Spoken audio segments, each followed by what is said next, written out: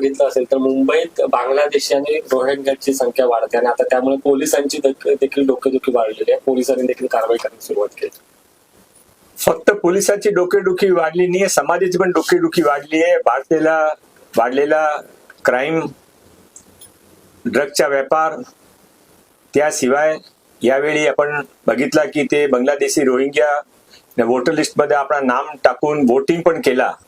हा एक अतिशय भयावह स्थिती आहे.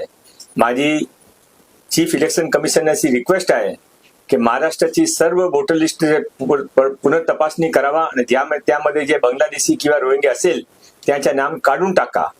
आणि ATS अतिशय चांगली रीतीने त्याने पकडझड करत आहे, पाठवत पण आहे.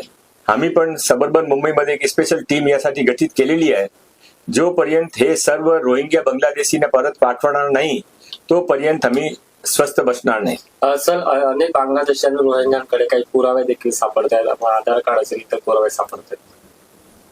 मी सबर्बन पालकमंत्री, मुंबई सबर्बन पालकमंत्री म्हणून जे काही एक शोध घेतला होता त्यामध्ये असा मला समजला की बंगालमध्ये बॉर्डरमध्ये काही स्कूल्स आहे, ते बांगलादेशी रोहिंग्या तिथे जातात, त्यांचे तिथून स्कूलच्या जुना सर्टिफिकेट घेतात, स्कूलच्या रजिस्टरमध्ये एंट्री करतात आणि नंतर ते आधार कार्ड बनवून घेतात, वोटर लिस्टमध्ये नाम टाकतात, राशन कार्ड घेतात आणि ते भारताचे सर्व सुविधा जे लोकांसाठी आहे, भारतीयासाठी आहे, ते त्याचा लाभ घेतात.